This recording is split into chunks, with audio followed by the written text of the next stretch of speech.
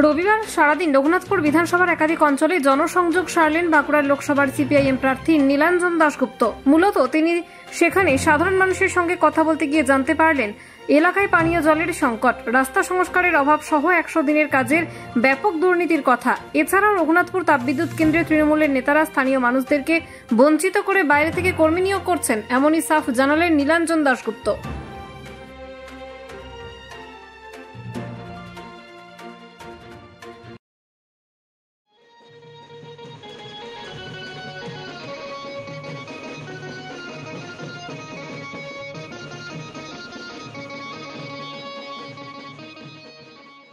এখানকার লোকজন যেটা বলছিলেন, এই রঘুনাথপুর থার্মাল পাওয়ার প্রজেক্ট, এখানে স্থানীয়দের কোনোভাবে কোনো সুযোগ দেওয়া হচ্ছে না।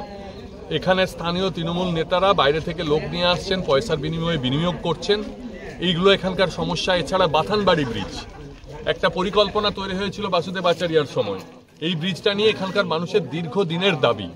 কিন্তু সমস্যা হচ্ছে কি, সুভাষ সরকারকে বলা সত্ত্বেও, আগের এমপি যিনি ছিলেন তাকে বলা সত্ত্বেও তিনি কোনো ব্যবস্থা নেননি। এবং যে পরিকল্পনার মাধ্যমে যদি এই বাথানবাড়ি ব্রিজটা তৈরি করে দেওয়া যায়, এখানকার মানুষের সঙ্গে কমিউনিকেশনে বিরাট সুবিধা হবে। সেই কথাগুলোও তারা আমাকে বলছিলেন যে আগামী দিনে বামপন্থীরা যদি আসে, তারা মনে আশা বুক বেঁধেছেন যে তাদের কাজগুলো হবে। ডুমুরহির মোড় থেকে শুরু করেছিলাম, রায়বাঁধ হয়ে চিতপুরে এসেছি।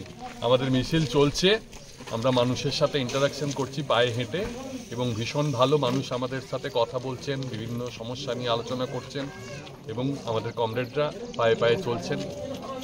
এত লম্বা মিছিল দেখলাম, বলছি মানুষের কাছে যখন যাচ্ছেন, মানুষের কাছে সাধারণভাবে কি প্রশ্ন উঠে আসছে? সাধারণভাবে অনেক প্রশ্ন, জলের সমস্যা, মানুষের রাস্তাঘাটের সমস্যা, 100 দিনের কাজের সমস্যা, এই সমস্ত কথাবার্তা বলছেন। এই অঞ্চলটা জানেন একটা সময় শিল্প অধ্যুষিত অঞ্চল হিসেবে তৈরি করার কথা বামপন্থী সরকার ভেবেছিল, পরবর্তীকালে শিল্পগুলো সব চলে গেছে। তার ফলে মানুষের জীবনযাত্রার মান অনেক সমস্যা চলছে, মানুষের অনেক কষ্ট। এখানে স্কুলগুলোতে টিচার নেই, ছাত্ররাই পালাপালা করে স্কুল চালাচ্ছে, সব মিলিয়ে এখানকার মানুষের খুব কষ্ট আছে। সেই কথাগুলো তারা আমাদেরকে বলছে।